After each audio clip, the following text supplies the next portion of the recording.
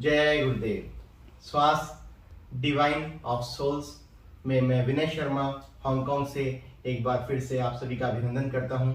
परम पूज्य बाबा उमाकांत जी महाराज उज्जैन आश्रम मध्य प्रदेश में जो सत्संग वचनों में हमें दया मेहर से कुछ समझाते हैं, बताते हैं, उन्हीं का स्मरण करते हुए कुछ मैं आपसे बातें कुछ शेयर करना चाहता हूं।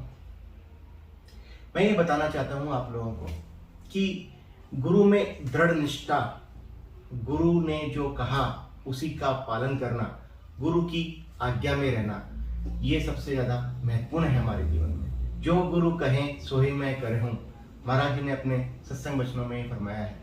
उसके ऊपर मैं एक प्रसंग बता करके आपको कुछ बताना चाह रहा हूं कि एक बार की बात है, गुरु नानक साहब करतारपुर में विराजमान थे और लंगर प्रसादी का कार्यक्रम चल रहा था। और उस लंगर प्रसादी में नानक साहब के दर्शन के लिए, गुरुदेव नानक साहब के दर्शन के लिए अथाह भीड़ उमड़ी और लंगर प्रसादी चल रही थी। और धीरे धीरे सेवकों को ऐसा लगा कि लंगर प्रसादी कम पड़ सकती है। बड़े विनम्र भाव से एक सेवक ने जाकर के गुरुदेव के चरणों में निवेदन किया कि हे गुरुवर, लंगर प्रसादी हो सकता है कि कम पड़ जाए, क्योंकि भीड़ बहुत ज़्यादा अधिक मात्रा में जुट रही है।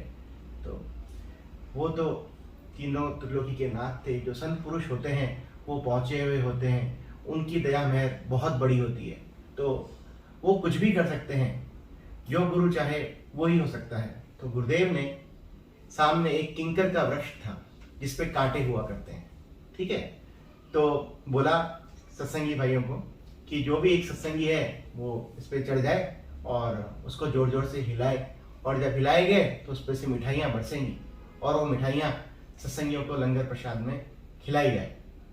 अब ऐसा सुन करके सभी लोग, उसमें से कुछ लोग जो थे, जो होते ना जिनका दृढ़ विश्वास नहीं होता, कुछ कच्चे होते हैं, तो उनको ऐसा लगा कि बुजुर्गी में नानक साहब इतना भ्रमण कर रहे हैं पूरे देश का, उसमें अब शायद बुजुर्गी में ये सटिया गए हैं, ये ऐसे कैसे कह रहे हैं कि किंकर का वृक्ष जो है उसका तो स्वभाव ही जो है, उसका जो स्वभाव है वो सिर्फ काटे देना है, वो कैसे जो उसको हिलाएंगे तो उसमें से मिठाइयाँ बरसेगी।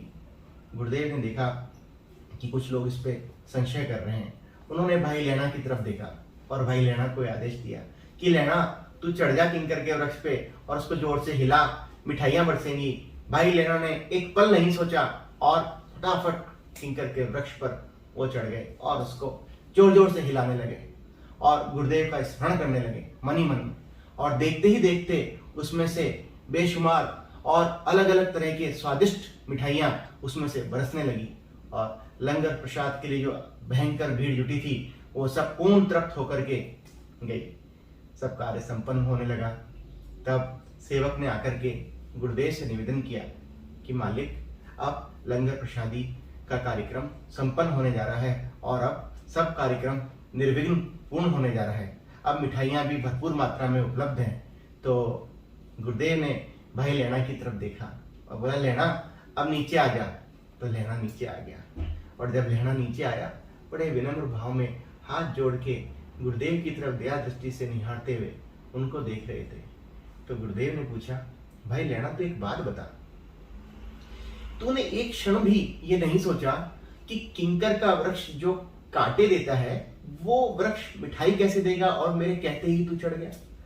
तो बड़े प्यार से, बड़े विनम्र भाव से भाई लेना ने हाथ जोड़ के गुरुदेव नानक साहब के चरणों में अपना सिर झुकाते हुए लेना साहब बोले कि हे गुरुवर, आप ही ने तो सत्संग में फरमाया, आप ही ने तो सत्संग में हमें सिखाया कि जब हम अपने गुरु की शरण में आते हैं तो और सत्संग में आते हैं तो हमें सबसे पहले अपने दिमाग में से क्यों, क्या, कैसे, किंतु, परंतु, इन सब सवालों को दिमाग से हटा देना चाहिए और सिर्फ गुरु को ही मस्तक पर धारण करके जो गुरु कहें सोई मैं करहूं, जो महाराज जी फरमाते हैं सत्संग में, जो गुरु कहें सोई मैं करूं, जैसा गुरु कहते हैं बस उसी आज्ञा का हमें पालन करना है। हमें ये नहीं सोचना कि क्या होगा, कैसे होगा, क्यों होगा, ये सोचने का काम तो गुरुदेव का है।